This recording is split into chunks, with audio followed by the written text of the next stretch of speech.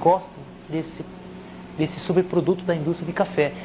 Isso até foi interessante. Uma ex-aluna daqui da agronomia, que se formou aqui, foi trabalhar no Espírito Santo, e lá ela solucionou o problema das indústrias do café. Através as minhocas passaram a consumir esse resíduo. Então, esse que era um problema para a indústria, foi solucionado através das minhocas. Bom, outra coisa também que pode ser utilizada é o composto orgânico, né? Ou rural, ou também proveniente do meio urbano, ou seja, o lixo. Também é um material que pode ser utilizado para criação de minhocas. Outro é o lodo de esgoto. Curitiba já está desenvolvendo pesquisas, né, nesse sentido, para utilizar a minhoca para reciclar uma parte do lodo produzido pela cidade. Quando eu falo lodo de esgoto, veja bem, não estou falando daquele material que vem da fossa séptica, daquelas fossas, porque o lodo de esgoto ele recebe um tratamento nas estações de água, né, de resíduos. Eles colocam lá uma série de elementos químicos que vão, né, melhorando a qualidade desse lodo. Não é aquele lodo de fossa, não é aquele lodo sujo mesmo, é um lodo, também não é limpo, mas é um resíduo que é tratado, que gera esse resíduo. Você não tem tanto, mas mesmo assim temos que tomar algumas medidas antes, né, de poder utilizá-lo. Aqui eu tenho a composição, né, de alguns estercos, né, animais como equinos, cavalo, bovinos, ovelhas e porcos, suínos, onde você vê a composição desses elementos nesses resíduos. Sempre, na maioria dos fertilizantes orgânicos simples, como é o caso desses estercos, eles sempre apresentam esses índices de nitrogênio, né, nessa faixa de 0,1 a 0,75%, o fósforo 0,13, 0,21, sempre essa variação nos fertilizantes orgânicos. Ontem, e isso está relacionado também quando você alimenta o gado. Ontem veio um senhor, me apresentou uma tabela, achei interessante. Eu olhei assim e falei, ué, fósforo a 0,79, está quase 1%, né? Falei, tem alguma coisa aí, né? Aí ele me disse o porquê. Ele alimenta o gado dele com cevada. E a cevada é rica em fósforo. Então foi por isso. Então o resíduo ficou com esses teores elevados de fósforo. E mais ou menos praticamente nesses resíduos, as variações são essas que acontecem na composição química que serve para a alimentação das minhocas.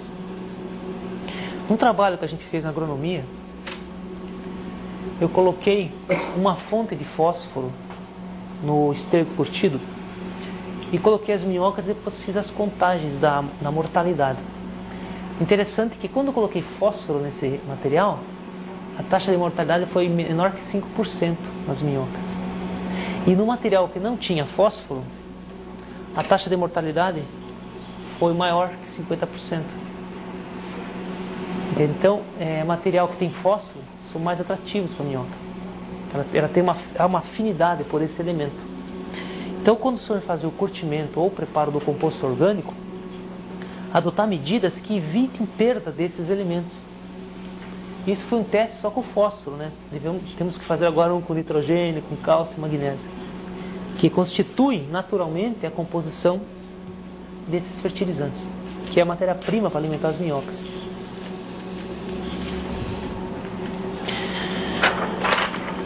Aqui eu tenho o preparo. Bom, outro item, né, após vocês adquirirem a matéria orgânica ou esterco, é a questão de como eu vou preparar para manter a qualidade desse material. Então, medidas que eu vou ter que tomar para evitar perdas desses nutrientes. É evitar ao máximo o contato com o esterco com a ação da chuva, ou seja, que ele não fique muito exposto à chuva, que senão os nutrientes vão ser lavados pela água, e também não fique exposto à luz do sol, que outros nutrientes como o nitrogênio vão ser levados para o ar na forma de vapor, né, ocasionando a volatilização da amônia, aquele cheiro que dá no esterco. Então você tem que adotar medidas para evitar essas perdas. Outra coisa também, verificar se está ocorrendo a presença de formiga nesse material, para evitar que se transporte eles para o canteiro com esses predadores.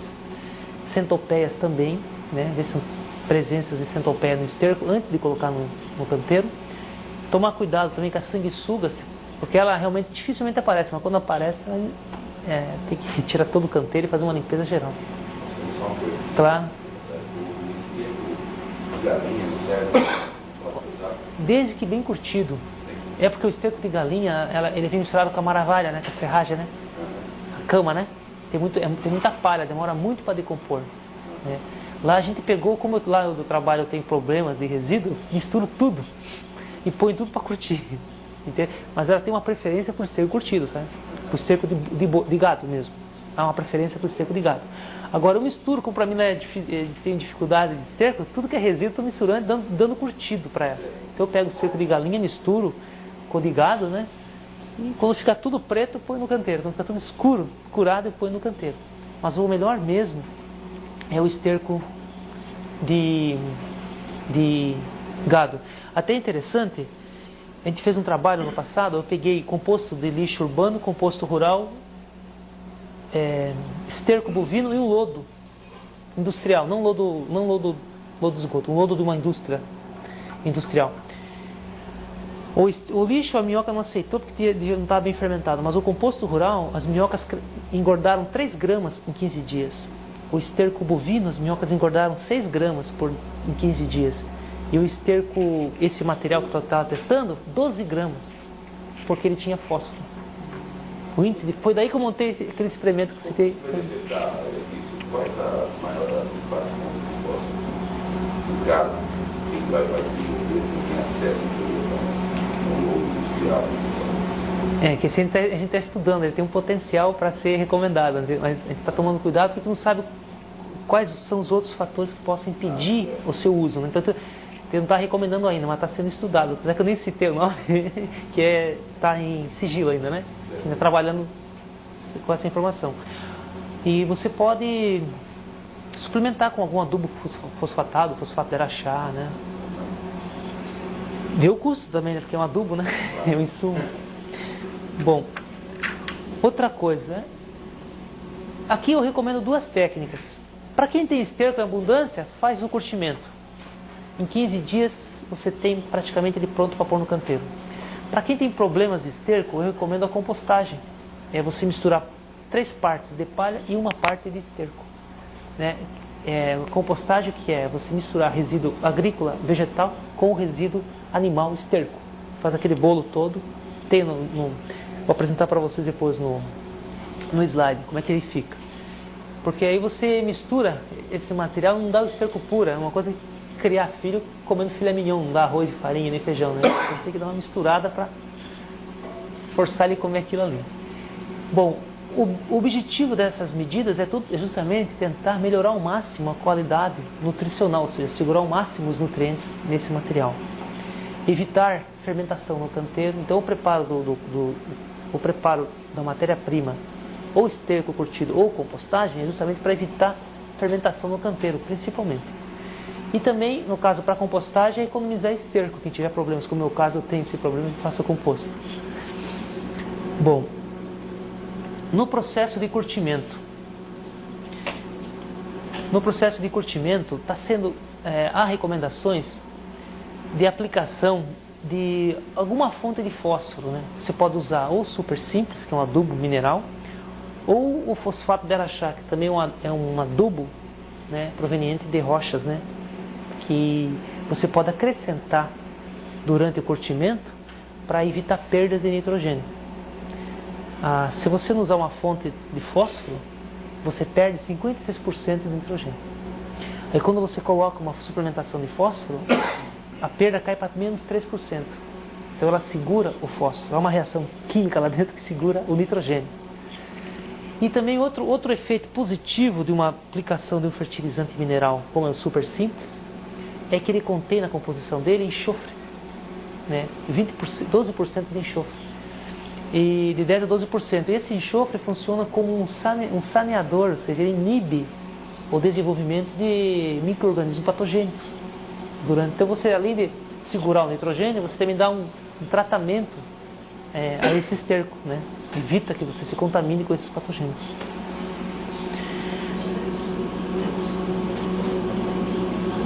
Aí a quantidade a aplicar varia. Isso que eu estava conversando com você, né?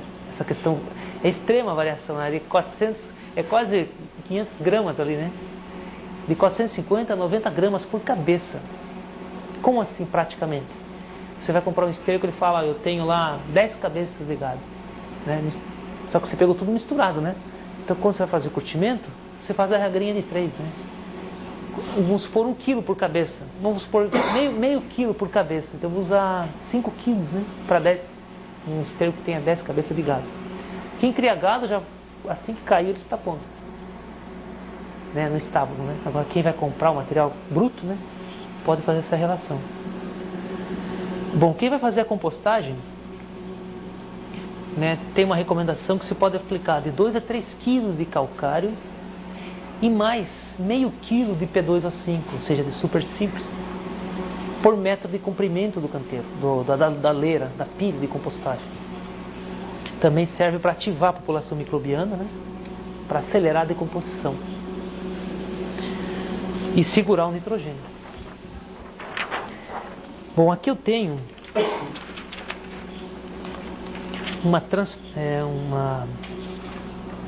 informações sobre fatores que afetam a compostagem, mais a compostagem, que também afetam o curtimento, que a gente tem que tomar medidas para evitar essas perdas e acelerar o processo de decomposição desse material para dar para as minhocas. Os fatores que afetam principalmente o curtimento e a compostagem é justamente a umidade e a aeração, que está condicionada à temperatura. Então a temperatura é o indicador desses dois fatores. Por quê? Quando você amontoa esterco ou composto, o que acontece? A população microbiana, os micróbios, começam a degradar esse material e liberar calor, não é? Aí o que acontece? Há um aquecimento da massa. Naturalmente o ar quente sobe. O ar quente subindo, há sucção interna natural. O ar frio entra, oxigenando o material e ele continua fermentando, né?